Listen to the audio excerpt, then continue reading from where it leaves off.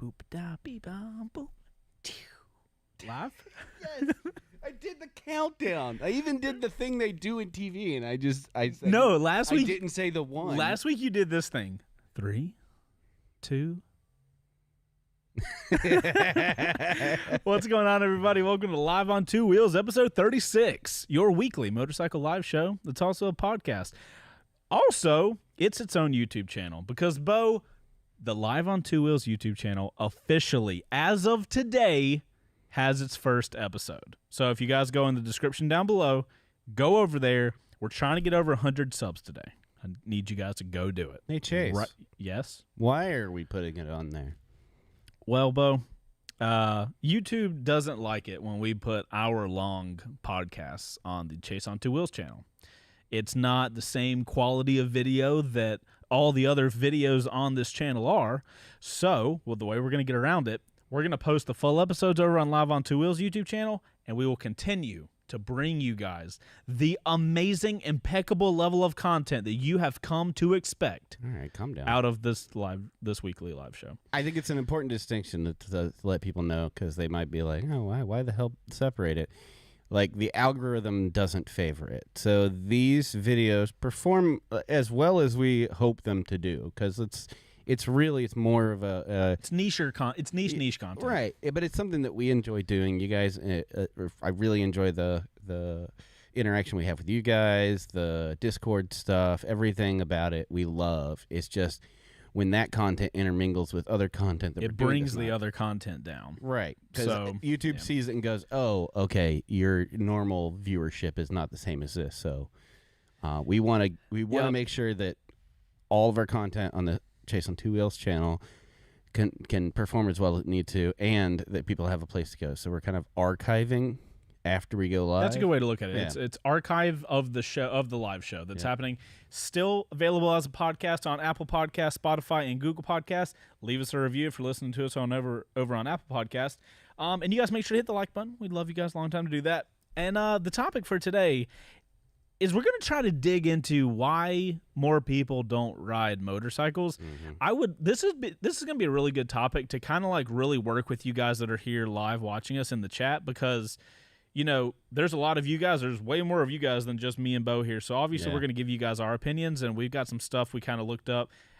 Shout out to Phil for our pod. We're going to call him the official ghost podcast producer. Mm-hmm. He's not here, but he helps us organize the show. And my goodness gracious, ever since Phil's come in, our notes pages look so cool. I'm like, this is interesting information. This will help me talk to lots of people and give them information. So, Phil, you're doing an amazing job. I know I told you that earlier on Discord, but I still think that. What else? Before we get into the topic of the week, we have housekeeping. Yeah.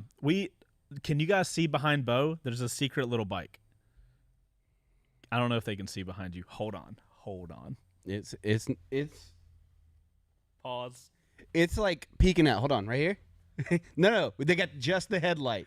No. I'm gonna do so much better. No, look at that. Just the headlight. Wait. Before you go do that, let's get some guesses. Don't get it. Okay.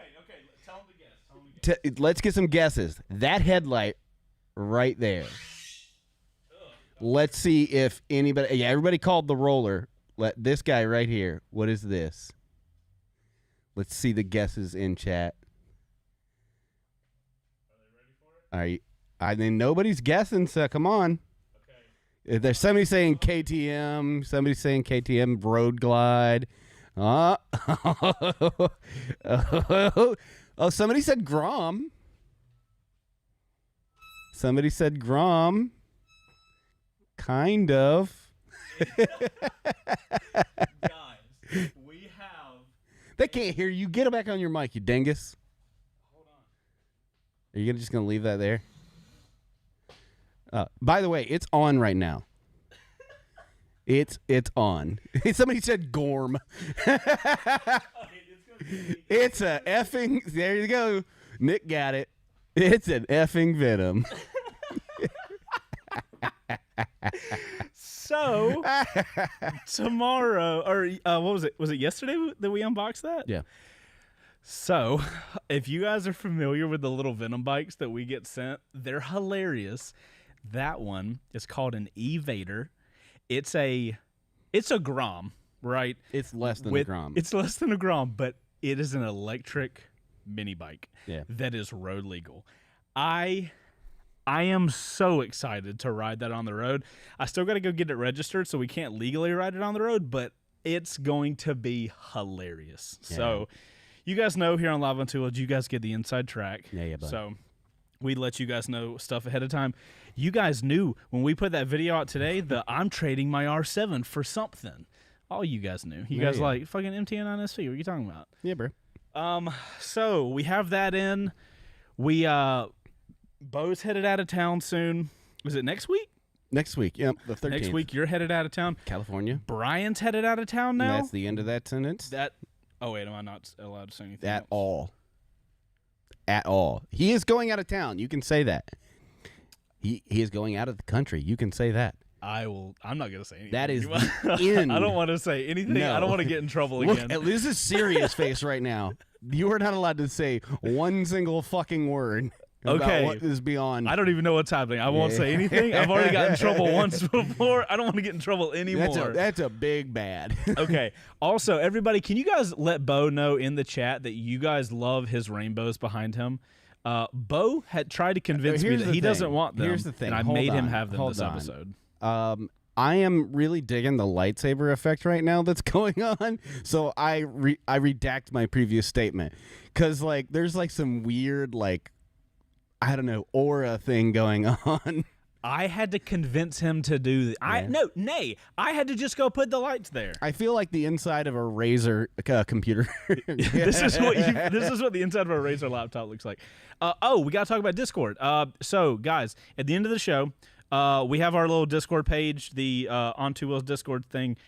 Go over to Discord. Go to the Live on Two Wheels section. There's going to be a what's it called? It's called a thread. Thread. It's going to be thread number 36. It goes with the episode. You guys go over there, drop your dankest and funniest memes, and the winner at the end of the show, $50 Revzilla gift card will go to you. Just make us laugh at the end of the show. Bonus points if it has to actually do with what we're talking about, because that would make sense. But that way. Oh wait, Heather says you're Rainbow Road. That's exactly what you are. You're like the Mario Kart level Rainbow Road. Yeah, this is like the Rainbow Road lightsaber. I love that. Okay, so what else happened this week? A lot of editing. We finished our interviews. We did. We are done. We haven't made a decision yet. We haven't made an official decision yet. But we got some really awesome interviews going on, and I feel really good about a few of the people. Yeah, we got some good candidates that had ended up in the final running. So we have some hard decisions to make the next couple of days. Yes, I am making. I think Monday I will make my final decision on who's being hired. But we're almost there, boys. Yep. We're almost there. We're getting there. And that means at the beginning of the year we will have another. Oh yeah, we might have somebody permanent member of the C2W. The question is, will they be on Live on Two Wheels? I don't know. Will it continue to be me and you, or will we have a third person in here? Because they'll be here regardless, right? Full-time situation. Don't know. I don't know. We'll have to figure it out. You guys. I'm not looking forward to having to reconfigure this whole screen that I've made. Yeah. There's gonna be. We got to figure stuff out with all this. It's a little. It's gonna be. I'm excited for it. Yeah, I am too. Wait, why did Heather's comment go? Stop. Okay, stop that. What else? So we've got the interviews done. Mm-hmm. We got a lot of content. So Wreck Bike Rebuild kind of got paused this week because of parts that didn't come in. Hopefully we can film it next week before everybody leaves. What? Yeah, we are fucking leaving you, dude. Yeah, you guys are like, listen. Dude, they're sending me to California. Are you kidding me? In the desert? Stoked. You're like a desert bum. I'm ready, dude.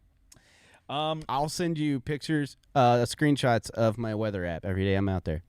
Fuck you. Well, hopefully George is better at that point. George is being trash. Yeah, we're in trash season right now. It's like freezing for some reason. Yep. No, it's been a pretty chill week other than that. Yeah, it's just a lot of work. as always. There's a lot of preparation. I feel like I say this every week, but like I still feel like I'm in prep mode for the next year because things are next year is going to be big, and fingers crossed. Getting a new person in here to kind of relieve the pressure off of you, right? And me. I mean, honestly, because we do a lot of this kind of prep work as a kind of duo, right? So Bo. Speaking of big ears, do you say big ears or big no ears? big? I'm not talking. Now I feel self-conscious about my ears. I got mine covered. So speaking of big ears, Yes, sir. did you know that motorcycling in 2020 took a giant leap? Nice segue. Yeah. It only took 36 episodes. So, guys, today's topic, why don't more people ride motorcycles? Yeah. I want to dig into this and kind of, me and Bo work through this. You guys help us out. It turns out that 2020, and I kind of got a vibe from this, because we work with Mountain Motorsports. I'm there every week riding motorcycles. So I'm talking to like one of the biggest motorcycle dealers, or easily the biggest motorcycle dealer in Georgia for sure.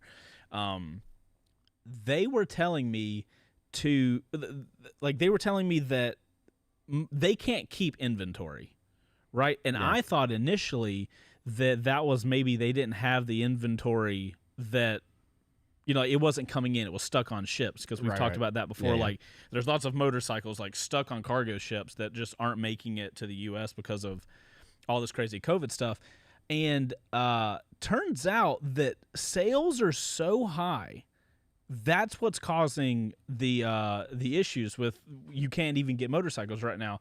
I want to pull up this little chart that Phil dropped in here for us. Mm-hmm. So U.S. motorcycle new unit sales, and this chart is from 2010 to 2020, and these sales are in the thousands.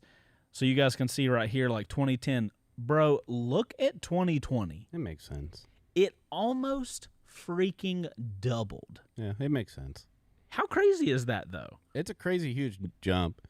The thing is, what they're not showing is like where in that market those numbers have gone to, because just overall motorcycle sales is like one thing, but like where, like what subgenre kind of thing going on. Are you talking like nakeds or cruisers or what? Yeah. Is that what you're talking about? Yeah. Well, because from my research in previous episodes, it was like at ADV, dirt, dual sport, we're getting a huge uptick. right. Because people were going on adventures to kind of get away from all the nonsense. Well, the kind of crazy thing that worked out was like people, everybody was quarantining. They couldn't go on these regular vacations that they typically go on. And I feel like what happened was people had the money that they had been saving for vacations. Like, a nice vacation, you can buy a motorcycle. And that was with. the United States sales, right? Yeah, these are the U.S. sales. These weren't worldwide. So we don't know what our those are. sales, this issue to me, when we were looking at it, like, I think it's an important distinction to, like, we're coming at it from a very American-centric viewpoint. Mm-hmm. Motorcycling is such a small thing comparative to car drivers here.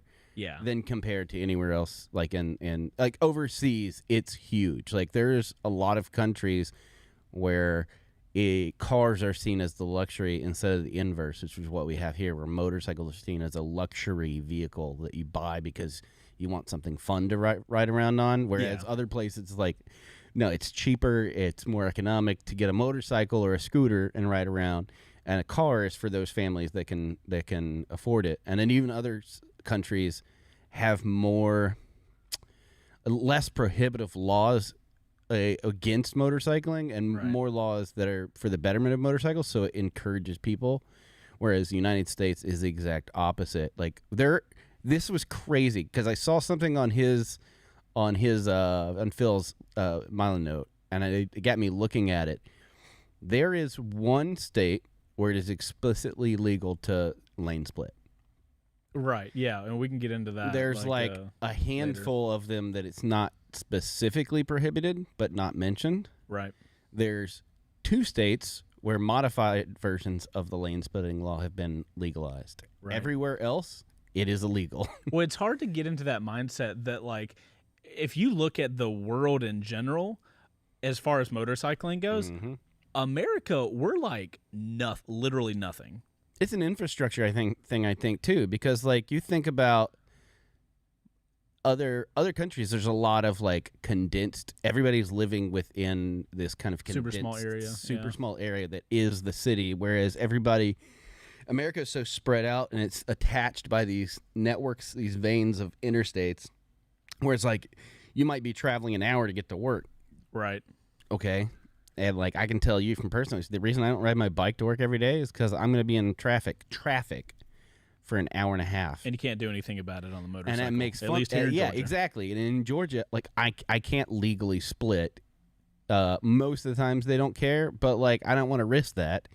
Do you want to throw your entire morning off? Right. You know? And so I just don't do it. Yeah. Whereas like if I could lane split, probably be working like 30 minutes. So you honestly think if you could lane split to work legally with no problems? So okay, so how about this? Let's say Atlanta tomorrow. Obviously, this isn't realistic, but tomorrow lane splitting 100% legal, no gray shit, just black and white. Motorcycles can lane split. Let's just say under 50 miles an hour. Yeah, I would probably end up, like, in this hypothetical, it would probably end up being the same as it is everywhere else that it's legal, which is 30 miles an hour or under. The only thing that sucks is, so, like, friends of mine that have ridden in the UK and things like that, where it's been established lane splitting for a long time, the thing that differentiates their lane splitting from our lane splitting is that it is ingrained in new drivers. Yep. To watch out for motorcycles. See, that's where I was going to go.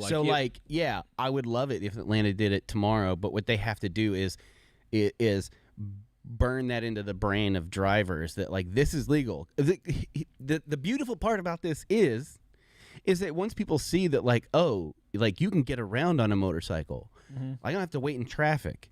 I can just be, flowing through it. Right. All that's going to do is lead to more people wanting to be on motorcycles, and more people being on motorcycles means more people are being aware of motorcycles. Yeah. Which then translates to better drivers for motorcycles. Like it's a cyclical thing that is better for the motorcycle industry and motorcyclists themselves by letting, and it's safer for us to do it. So like it's just a win-win-win. But like if it was just hard stop, there's a law that allows us to filter. I wouldn't do it until like the rest of the state started kind of getting used to the idea. Well, imagine how long it would take for the DOT to, because like, you would have to really start with the people getting their licenses now, because you would have to add into the curriculum of like, hey, here's something you have to watch out as a car driver. Yeah. Motorcyclists, because motorcyclists are able to split, they're going to be going past you and stuff. But we all know how the government works. Yeah. Like, it would be so long before they like implemented that into a curriculum. Yeah, like printed it in books. Exactly, because the UK, if I'm not mistaken, part of getting your driver's license for a car, mm-hmm. there's a whole long section that you are just learning about non-car occupants on the road. So you're learning about pedestrians. Yeah, it's part of the regular it's curriculum. Part of like it's ingrained in you. And so I just don't think that somebody in there in the chat said it. It's like nobody's going to bat for the motorcyclist. Few state legislators realize this. It's even something we want. Right. Like that's the thing.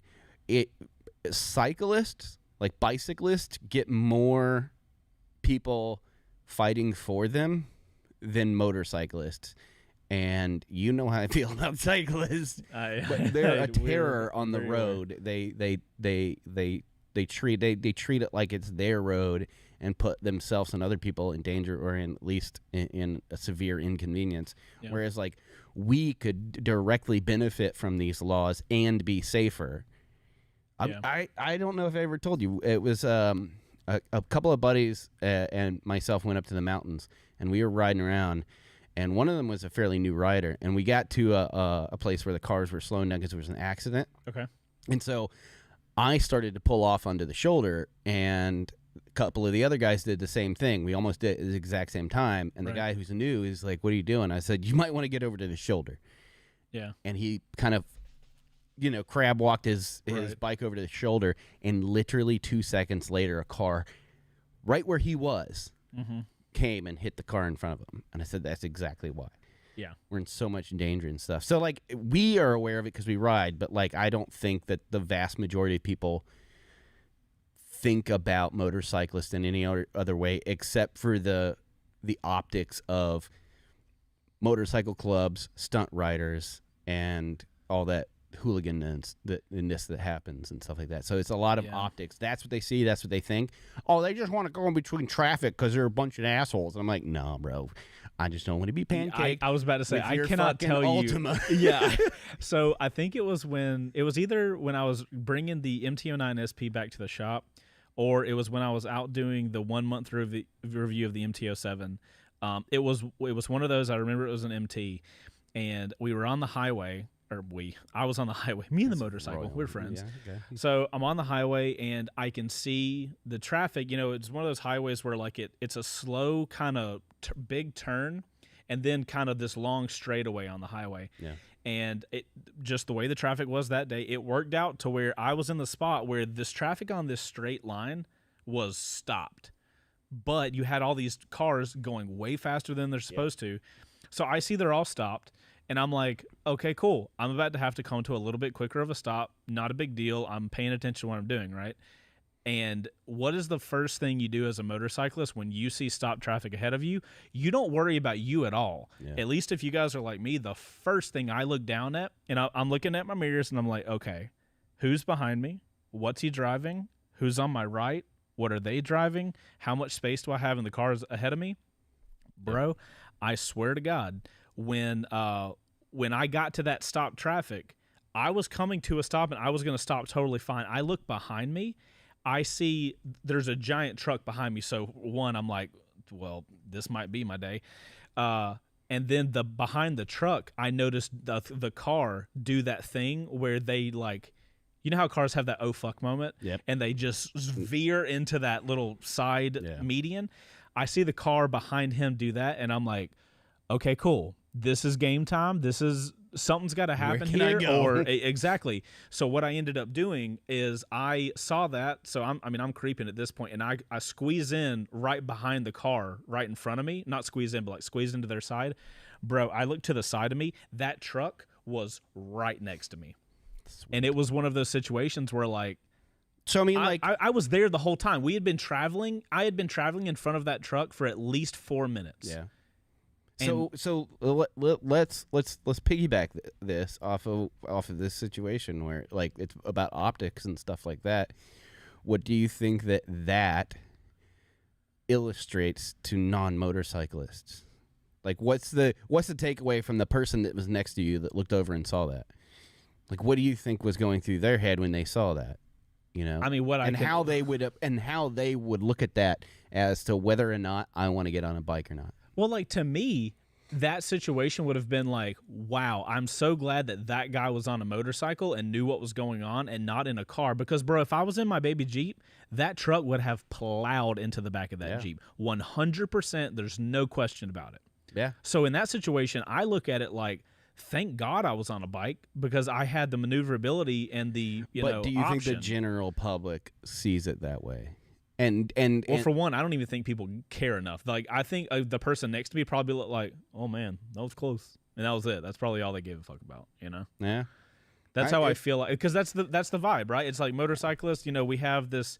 It's the whole reason Ride Apparel exists. Yeah. Because motorcyclists, like you said, there's stunt riders, there's the club dudes with the vests and the patches. I get it all the time because I'm on this kind of club style cruiser and stuff. Right. I get people who purposely try to hit me in their cars pretty much every time I'm on the bike, and it's an optic. I'm just I'm a friendly dirtbag. Like Bo, your neighborhood friendly dirtbag. Yeah, exactly. I'm not one of these guys, but like they see it and they see it. The general public, as far as I can tell, my personal experience, totally anecdotal, right, is that there's two things happening. People are afraid to ride motorcycles because they think that it's inherently dangerous. It's not really more inherently dangerous than any other activity you do. Right. It is the situations around you with your interaction. If you were to have an accident, you have a higher chance of being severely injured. Right. But the act of riding a motorcycle is not more inherently dangerous. But people see it and they see that is dangerous. I am afraid to do that. Also, I am jealous because they get to go wherever they want and enjoy it. And in the States, and also kind of like not in the States, so you see people splitting lanes, getting ahead of traffic, and they're like, I want to not be in traffic. Yeah, exactly. So I think it's twofold because you can either take that information and go, okay, maybe I should look into it and see what I can do to be on a motorcycle. More motorcycles means I get to do those things. Or you could just go full absolutely against it and be like, well, fuck that guy. Yeah, and block them off and make sure that they can't go past and exactly. stuff like that. And yeah. I think that's again, it goes back to the optics of, the country is not preparing people to look out for people other than cars. Right. There's no laws that are really beneficial to motorcyclists. There's no incentives to ride. I think the only incentive we have here in Georgia is that the HOV lane, and I think this is true elsewhere, is open to us to be able to use. That's the only physical incentive that we have from the Department of Transportation. That's a good point, as a motorcycle rider. Nothing else. Parking, road structures, highway structures. There's nothing else. We have no motorcycle only lanes. There's rarely any motorcycle parking. It's very car centric, and that then when people are looking and going well, my local legislature doesn't give a shit about them. Why should I give a shit about them? Right. Well, we also, it should go without saying, we know that there are certain amenities for cars that you get automatically. And Phil put in some, really good ones. You get the whole air conditioning so that weather doesn't matter. Yeah. Now, weather doesn't have to matter on a motorcycle either, but in order for weather to not matter, one, you have to be educated on how to ride in that weather, whether it be snow or rain, cold rain, God forbid. So weather does play a big part, but not only do you have to have that knowledge, but then you also have to spend extra money on the gear. Yeah, you have to, it is imperative. You cannot ride effectively in the rain, the cold, the hot if you don't have the right gear. And that's another point that, realistically, I know that motorcycles in general are cheaper than cars, but you can get a loan for a car and it handles the payment. You just only have to pay, your monthly car note or whatever. With motorcycling, though, you can get a loan for the bike, right? You can get an expensive motorcycle and just have your little payment. But with gear, you don't get, I guess you could use a credit card and then ruin yourself. But the majority of the time, you ain't going to get a loan for your helmet. You're not going to get a loan for your gloves, your jacket, your boots, your pants. So I'm saying there's no incentives for motorcyclists. Yeah. Well, so when a person comes in is I got my first bike. Oh, congratulations. Now you have a $400 a month payment. Also, you're into the age of 25, so your insurance is going to be double. Yeah, the insurance is and gross. Now bend over because now you need a helmet, gloves, a jacket, at the very least some riding pants and shoes. That's probably why we don't see a lot of new riders with full gear. We see some, and that's fantastic. Obviously, they've done their research because they realize, I get. That's totally a hefty ask right from the bat. Right. So you've bought your motor. If you were like me when you started riding, bro, I piecemealed it, dude. Bro, I had an extra $1 in my bank account after I walked away from my first bike, and that's with getting a helmet for free. And I was one of those freaking idiots that I had gloves, I had boots, did not have riding pants because I was obviously you guys probably know my history with riding at that point. I had never ridden. It was just YouTube videos, which there weren't even a lot at that point. So it was oh, yeah, blue jeans are the same. They look the same. I'm not wearing leather pants. I piecemealed it, man. Yeah. I get it.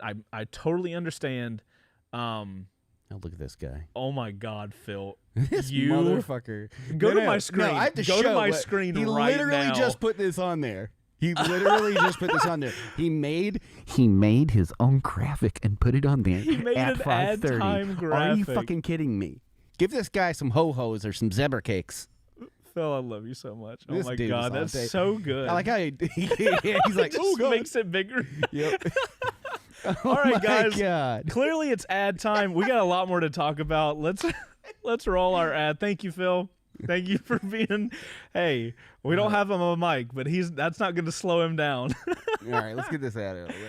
All right, let's go to an ad. We'll be right back, guys. What's going on, guys? This episode of Live on Two Wheels is brought to you by Revzilla's RPM membership. What that is basically a membership program that only costs $60 a year, not a month, but a year, and you get a ton of rewards from it. It's kind of like Amazon Prime for Revzilla. So if you're buying a lot of motorcycle gear, especially on Revzilla, this could be really interesting for you. Check out all of the things you get for this. So you're gonna get free 2-day shipping and returns. You're gonna get 10% off exclusive brands. You're gonna get 5% cash back, period. Also, for you first-time members, you're gonna get $15 in cash back from the moment you get this membership. It's also gonna include early access to sales and phone lines and exclusive events. So if you're somebody that buys a ton of gear and could find a lot of value in this RPM thing, by all means, we'll have a link for you down in the description below. Thank you guys for supporting the show by going to that link. And thank you, Revzilla, for sponsoring this episode. We'll see you guys with the rest of the show. And we're back. What's going on, guys? Thank you for sitting through that. Guys, check this out. Just what's going on, guys? Like this is the beginning of the video? I did. Guys, check this out. We just got this in the mail today. Look at that. Haven't even opened them. Part of the, is it part of RPM? Now, Revzilla's RPM program, that you get this journal thing? I'm pretty sure it is. It's like bi-yearly, they're doing this common tread, like, look at that, journal number 1. Yeah. All RPM members receive that. Yeah, so this is pretty cool. I haven't opened it. Print a release? Yeah, that's pretty cool. It's really cool. We've got 2 of them here, so that's another. It's just like they keep adding to the RPM program, which I love. It's something that we should clarify because we have to redo our ad because like this isn't just for Revzilla. Oh, right. It's for Cycle Gear and for JMP. Yeah. So it's like the whole little group. Come on, our family. You also get like Rever Pro and stuff. It's honestly like totally worth the money. You guys should totally check it out if you're watching this. I'm not one of those that has many like subscription based services. Like right. we have our Netflix and stuff, but like I think that's about it. Like the Netflix and the HBO thing or whatever. Right. And Disney Plus, of course. Of course, Star Wars. Yeah. If anything, Star Wars. But like, because most of it, I'm like, what value am I getting? But dude, every time they add a new thing, I'm like, Jesus. And also, dude, $5 a month. Yeah, man. I mean, you could get Wrecked by Creebo for $5 a month, but no, we're not gonna go there. That's not the ad spot. So, yeah, thank you, Revzilla, for that, for the sponsorship stuff. You guys check it out if you want to get some discounts and awesome stuff. I'm so happy to see them just like constantly making that thing better. Yeah. Okay, so now that we did that's so funny that Phil did the fucking ad thing. This guy's killer, dude. So, we talked about the things that make cars an obvious choice sometimes. Because I'm not gonna lie, you guys know how much I ride. I ride almost every day, and there are mornings. How long is your trip to here? Like 20 minutes. See, that's a big thing because like I rode my bike every day for years. Yeah. But my trip was like 20 minutes. Now, if I'm lucky, I'm an hour and 50 with traffic. 2 hours? Almost 2 hours to get to get home. About an hour 10 to get. Can we get hashtag move for Bo in the comments, please? Yeah. Let's move Bo. Let's move Bo. Are you paying for it? Let's move. Well, we don't have the details for you. No, man. Just in the comments. No. Let's move Bo. Whoever asked the other person out for the date pays for dinner, motherfucker. Oh. I'm so glad that you live hood adjacent. So, I mean, I'm not going to lie. I love riding motorcycles, ride them almost every day. But, bro, there are times where I wake up, maybe it's a night I haven't got a lot of sleep. Bro, I'm taking the Jeep to work. Yeah. So, like, I get that a motorcycle's not the move every single time. Yeah. And there's a lot of things that go with motorcycling that you kind of have to worry about. You know, like family obligations being one thing. Neither of us have kids yet. Ain't no yet on this side of the fence. Well, for this side, it's a yet situation. But we're just gonna have 13 dogs by the time we're 80. Well, that's kind of like kids. But like, here's one kids, thing, but better. Jesus. Well, like for real though, I'm very curious to have my channel still running like it is once me and Heather have kids or a kid or whatever the number is. Already planning kids. I'm future planning. Prepare your womb, Heather. Stop talking to my wife's womb. No, but like I think it's going to be extremely interesting to see how it changes my thought process, because I feel like I'm pretty open with like everything motorcycling, everything. I think honestly, I talk too much, but like obviously I'm glad that we have this show, because it's going to be a platform to kind of talk through the process of, I don't know what's going to happen. I'm not sitting here saying that I know how I'm going to feel or how I'm going to think of things differently, but I think it'll be very interesting, because we've talked about especially my writing on the show a lot. Mm-hmm. And how it's kind of evolved. I think in the last couple months, I've made some like really huge change in the first ride, and yes, we've been making big changes. Yeah. Bo and Heather have been spearheading that, and so thank you guys for that. We love you. If you guys don't know, on the first rides now, one of our big changes is on the highway. I used to ride the bikes relatively hard on the highway, which is. Had a sit down, and we were like, that's not what we're about on the show. Yeah. That's not on the channel, the show, everything. So we've made a big effort to, instead of doing that, we have just boiled it down to I get to do a 40 to 80 pull, stay legal, and still get the whole thrill out of the motorcycle. And that's happening now, and I don't have kids. It's just like... Well, so this is a great tie-in to this discussion, because like if... I always think when I'm scrubbing through the footage of these high speeds, I'm thinking of what the fuck is going on through the head and minds of the people who you were passing, and like the optics of that to them, and then we wonder why people like if that's the only thing they see that day of a motorcyclist, that's the only thing. Then they've got a negative day for motorcycles. That's it. That's the only thing they're going to remember about motorcycles. I don't think me and you have mentioned that before. I mean. It's a good point. It goes even more towards the point of like Ride Apparel is my motorcycle apparel brand. It represents positive motorcycle riding, and I'm over here being a fucking terrible hypocrite by going fast as fuck on a Hayabusa or whatever the bike is. Yeah. That's actually the point. I think it's really important because again, to kind of like I said, pull it back into the topic at hand is. It is about optics, and like the United States looks at motorcycles as they're a terror. Like motorcyclists are either a terror, or a gang, right, or a bunch of idiots doing dumb. It's almost 100% some sort of negative connotation. And the other side of that is they look at it and all they see is like old retirees on 14-foot long touring bikes and stuff like that, and so there's only two types of motorcyclists in the public's eyes, and the public dictates what kind of the overall, like the country as a whole kind of sees it. So we have very prohibitive, non-existent. It's not even prohibitive because there's nothing prohibiting us. It's non-existent. Right. Don't take it into consideration. So it is. It kind of puts a bracket around all of those points. All of those things together.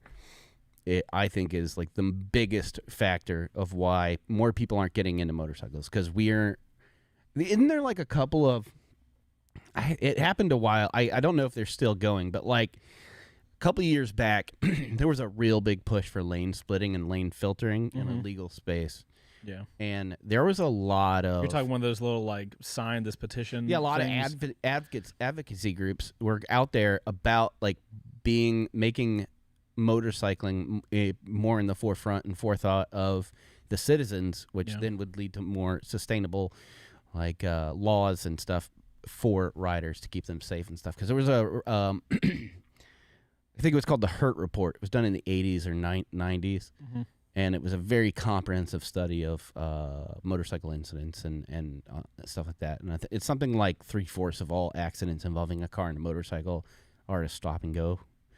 something like that. Right. And in California, they've already reduced that down to like 1/3 of all accidents or something like that. Right. Because because of the lane splitting. Yeah. Because the bike is not sitting there, not moving. Yeah. So it's like we wait, hold on. Did Phil just meme in the Mila note? He's next level. Okay. I have a question for you. Yeah. When I had Heather on the show when you were out of town the last time, Yeah.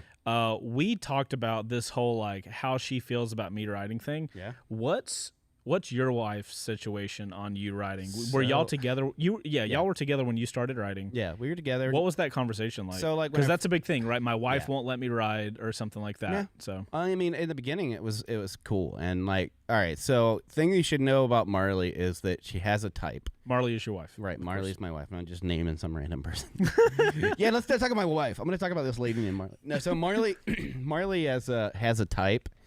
It is very much the Jason Momoa and like Opie from Sons of Anarchy kind of vibe, like, you know, kind of dirtbag guy. So when I said I was going to start, poor Jason Momoa in this conversation, just straight up dirtbag call. I mean, like the guy's a dirtbag biker. I mean, he is truly a real biker. But she has a type. So when I was like, I want to start riding a bike because I rode dirt bikes when I was a teenager, and she's like, I'm fucking here for it, and it was great for years. Right. But after my buddy Paul passed away, we had a serious conversation. Really? Because then it was like, oh, I mean, this is the reality of this is real shit. Like Paul passed away from a motorcycle accident a mile away from his house where his wife and kids were. Yeah. Ruptured his spleen, and just that was it. Yeah. In the middle of the road. And that was a huge hit to us as a friend group. Right. And so we sat down and talked about it. Where we currently sit is she'll never get on the back of a bike again. Okay. Ever. Really? Wow. She's pulled up like caboose when we're driving places. Uh-huh. So she's seen the way I drive, the way I ride motorcycles. She's seen the way that my head's on a swivel, and then I'm super aware of what's going on. Right. So I think she feels safe in the way that I ride. Like she feels confident in you going out doing your thing. Right. Okay. So while it still is something that she worries about, she's like, I know it's something that you love, and I've seen you ride, and I've seen, I know what kind of person you are and how much you put of yourself into learning skills. Right. So I'm confident that you yourself are going to do everything that you can to keep yourself safe, and that to me is enough. So she doesn't want to take it away from me. But it is something that she will never ever. She rode on the back of the FZ like, I don't know, 4 or 5 times. Right. And then I got the Bolt, and then it was soon after that Paul passed away. It's never. Yep, done. Heather has. It's relatively the same. That's it's why I like didn't get a rear seat for the bike. I mean, honestly. Heather's mentality was generally the same. Of like, it's one of those things where she sees how much enjoyment I get out of it. I mean, obviously, we're taking out the fact that I do it for a living, right? 100%, though, before you even finish the sentence, if she came up to you and said, I do not want you riding anymore. Like that day? Yeah, that's it. Like something happens, she sees something horrible, or you get hurt, but not like, severely injured, but injured enough to go, oh, shit. Yeah. And she tells you, that's it, foot down.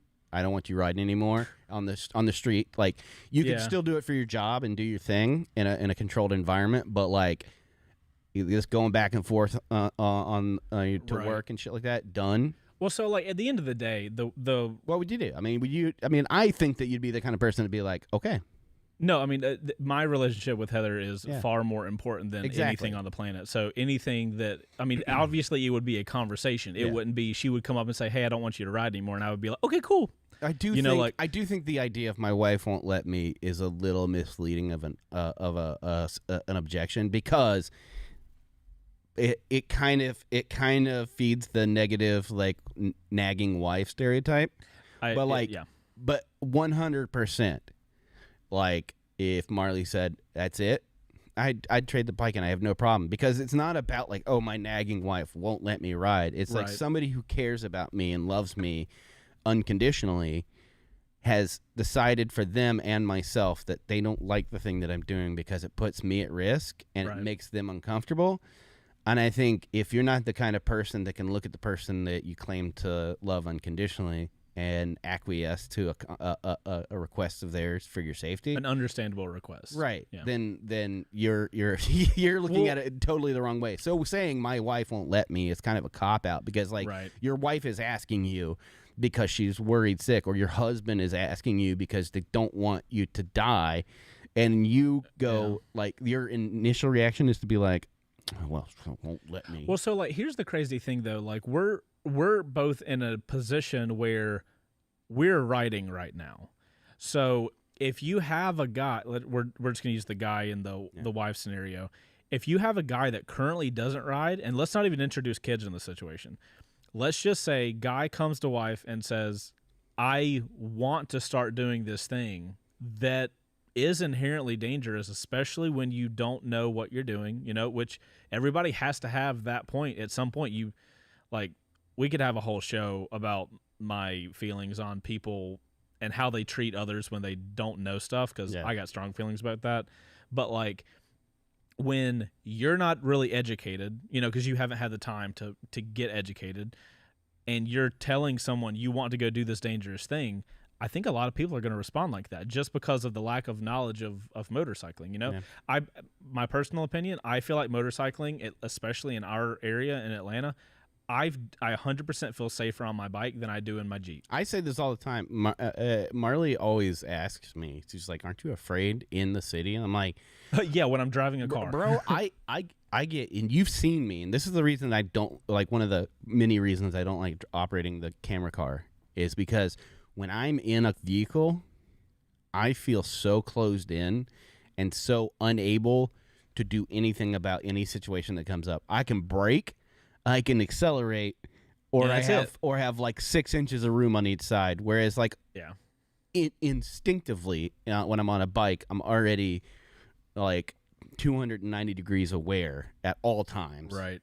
I've got room to play. I've got safety, nets on each side. I feel infinitely more safe on a motorcycle than in any car that I ride. And that's hard to portray to the general public that it's hard to portray to anybody that doesn't ride because they've never had to go in that emergency lane. And if you don't know how many emergency lanes you have, then you don't even know how, not safe, but how many options. It goes back to optics, right? Yeah. So and I've said this before in conversations about this, about why so few people comparative, to the populations ride motorcycles. Because this is a conversation I've had dozens of times with people. Yeah, well, me and you alone have had this conversation multiple times. But honestly, I wish if somebody were asking hey, Bo, let's put into laws, into effect immediately to help motorcyclists, there are a couple of things I would do. One, legalize safe lane splitting and filtering. I like the under 30 miles an hour thing because on the highway, it's the way it is in California. Yeah. So it's if traffic is almost stopped, you can slowly move through. So the kickback that people always give every single time that you talk to that aren't motorcyclists, well, what about those people going 100 miles an hour on the? It's illegal now. It'll be illegal then. That doesn't change. Absolutely, they're still doing something illegal. Everyone, first off, legal lane splitting and filtering, and the secondly is that every person that gets their driver's license has to learn how to operate a scooter or a motorcycle as part of their testing, because the moment that you put yourself on that seat and you are using the skills that you're being taught, you instantly understand what the other side is. I know. So I rode dirt bikes when I was a teenager, like I said, from 15 to 18. Mm-hmm. All right. I didn't start riding street until I was 29 or 30. Okay. I'm almost 40 now. So that's about 10, 11 years of riding on the street. Yeah. As soon as I started riding on the street, I immediately, once I learned the skills, knew how shitty of a driver I had been for, 15 years. I tell Heather that all the time. Like, I feel like learning how to ride a motorcycle and then spending the time riding a motorcycle makes me a far better car driver. Every single person, because it's a matter of perspective, right? Because that person in the car doesn't know what that person on the bike has to deal with on a day-to-day basis. You don't understand the mental fatigue of having to watch every single moment. Just passively riding a motorcycle is an activity that hurts after a while. It's mentally fatiguing because you are constantly searching. That's why you can put earplugs in. You can do all the things you need to do protect from wind fatigue. But at the end of a long day of riding, even on the most comfortable bike, you're tired because you're using active parts of your brain to observe the world around you in a preventative way instead of a passive reactive way that you do in a car. Right. And now when I'm driving a car, I realize how much I'm doing that now.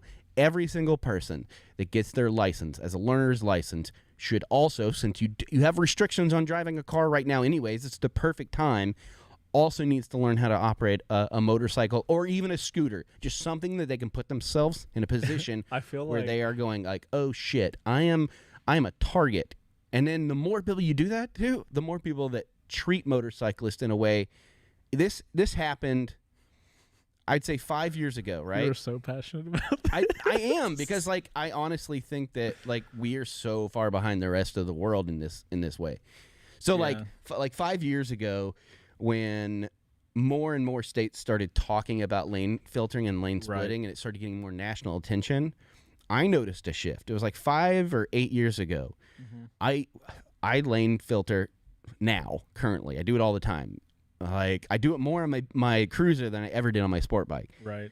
And in the beginning, you would get people that are just livid. They will try to run you off the road or pinch you in between a car. But then there was a shift. More people started talking about it on a national level. It started getting attention. California, Texas, Oregon, Washington. These people were putting serious efforts into getting it legalized. One of them did. One of them just not. Whatever. There are several more states where they're talking about it. I think Montana just went lane filtering as well. And so when that started happening, now what happens is I start riding through there, and you have people moving out of the way and giving you breath. So that's all it is. It's a mentality. The more people that are doing it, and the more people will ride too, because then you're like, oh shit, you can just go. I want to do that. Yeah, it's better for the environment. It's better for your pocketbook. Bo for governor. I don't Bo for governor. I don't Bo even for look. governor. Do you look at the gas pump when you pump gas on your bike? Absolutely not. You remember the truck, right? Yes. And you looked at me weird because I was like, I'm playing like gas math right now. Right. I'm like, okay, I got $10 that'll get me through tomorrow, and then I can put $30 in, all this other shit. And you're like, all right, let me just fill this up, and then I have to stop it at exactly $10. That is, motherfucker. I roll up on a gas pump, and I'm just like, card, gas, click, it's done. Ride. Boom. I don't even fucking look at that thing. So there's a lot we did not get to in this episode, guys, it is a bigger topic than I guess I realized. Yeah. But I did think of something while you were going into that, and we'll wrap up after that. We have a chart of the U.S. motorcycles registered by state. I love this. So here's the thing. All right, I'm gonna go to your screen. Well, no, I don't want to show it yet. I don't want to show it. Okay. I think it would be fascinating if next episode we break down why there's so many motorcyclists in what states and where they can ride that's fun. There's going to be some obvious ones? There are going to be obvious ones, but I some glanced of them at that not list. So much. Bro, I glanced at that list and I'm like, why the fuck are some of these states got so many motorcycles? Above Georgia. Like, that's the thing. Above Georgia. Did you see where Tennessee was? No. Motherfucker. Bro, no. Okay, don't show it, but go look where Tennessee was. I want to see your reaction. Okay, that's cool, but here's the thing. Do you know the type of riding that's in Tennessee? Do you see where New York and Montana? Okay, we gotta say this. We gotta say this next episode. The snowiest places on earth. Shut up! You fucking kidding me? Stop. Okay, so final thoughts. Why don't more people ride motorcycles? There's clearly a lot going on. Yeah. We probably need a part 2, but generally right now, I think what we've kind of landed on is there's a lack of positive representation for our sport. Man. Oh, do we kind of both? If only there was a company that can champion positive attitude toward riding. Hold on. If only. Wait, what am I wearing today? Am I wearing? Okay, no. This. Hold on. Yeah. If only. If you guys are only listening to this, I'm sorry. I'm just like prostrating. Man, you are. Is that a word? Killing the word game. Is today. prostrating a word? No. Can it be a word? I mean, it is now. Prostrating. If you guys are watching, you know what's up. Prostrating. All right. If only there was a play. If only there was a company prostrating. So something I'd be curious of that we can keep having a conversation on in the comments and stuff is like what's that's like elsewhere in other countries, how the optics are in there. So maybe if the state thing does well, maybe we go country. You know, we have to hit up the Discord. Oh, right. Yeah. We're 5 minutes out. All right, guys, we're jumping over to Discord. Let me get it pulled up. Yeah. Oh, I'm proud I know how to do this time. Oh, nice. All right. Discord time, ladies and gentlemen. If you guys see a lot of Smart Industries, that's because that's the what do we call them? They're like the insiders. Yeah.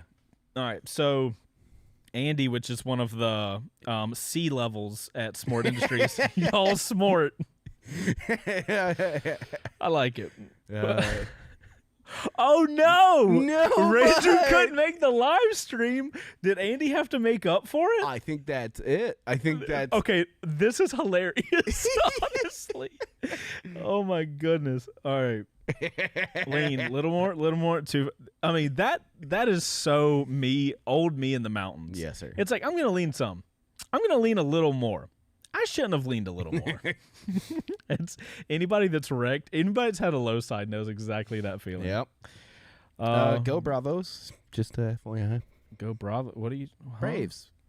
Is that what that is? Oh yeah. World Series champions, man. Yay, Braves. Woo. Did you hear a lot of fireworks go off when they won? I live in a place where I can't tell Those if are it's fireworks or gunfire. So it was funny. So they all must. the I same. think they won right when Heather was going outside to let Oreo out because I poor was guy. upstairs, bro. It sounded like a bomb went off, and I'm like, Yeah. oh my god! And then I realized they had won the game. People had shot fireworks up and stuff. Oh my god. Bro, some of those accidents. Do you think he recovered from this? I actually think he could have. I've seen worse. some nutty shit. Yeah, I've seen worse. Oh, look, a penny, because he's trying to save up for his next motorcycle. Hey. When people tell you bikes are dangerous, absolutely. That's because you. All the fucking birds. I like the eyeball one that's like hanging down. I know that makes my eye hurt. Motorcycles are dangerous. You mean your wife won't let you have one? Yikes. Shit. I mean, we've covered it, but yes, motorcycles are dangerous, but shit.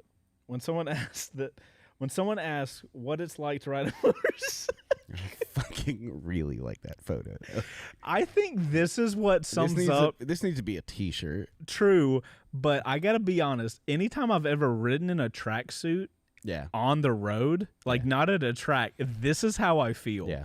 Because I'm like, bruh. Hey, everybody, look how badass I am. How fucking cool am I? I just remember when I started riding, it was on like a weekend and I was just riding around town because I was living in downtown.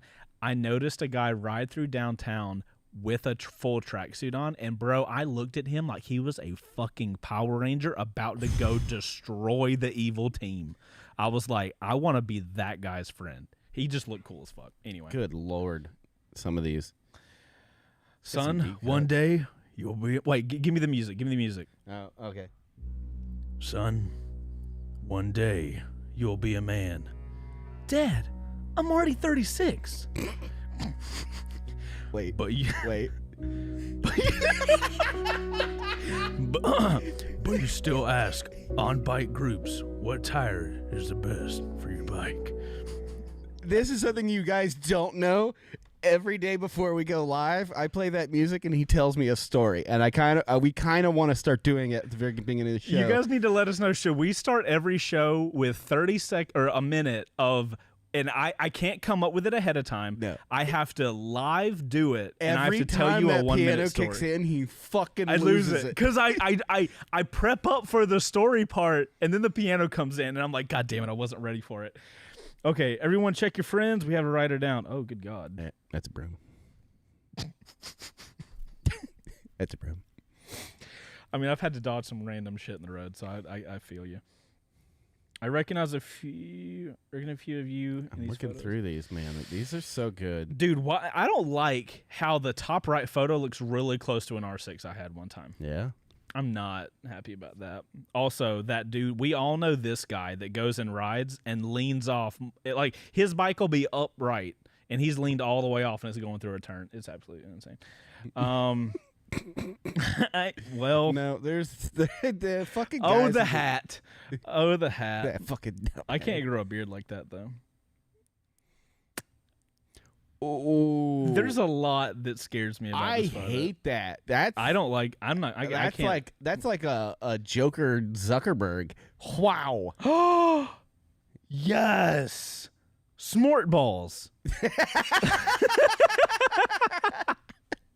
I just love the way that you out loud exclaim "smart Also, balls." if we're gonna be clear, this is a Pokeball. Any other ball has to be colored differently, so it needs to be colored differently. Nerd. Nerds. New study finds that every gas station has one old man who used. Yeah, bro. And he slowly walks up to you right before you're about to leave. And you're like, bro, fucking time. The weather is only going to be good for so long. I've got a GTFO. All right, oh my God. There are some deep cuts here. When Chase realizes your bike is smart, I mean, look at that young Chase, though. God damn. He knew. His baby Chase. He knew some baby Chase. Oh my God. What? Scroll the fuck down. The first off, the cuts, the deep cuts. Keep going. Is that? Yeah. Okay. Oh my God. And the Oreo looking dog pooping. Keep going. Keep going. Keep going. Keep going. Oh my guys! Keep what going. the fuck? Keep fucking going. Keep going. Wait. Scroll back up just a little bit because I missed. No. One more.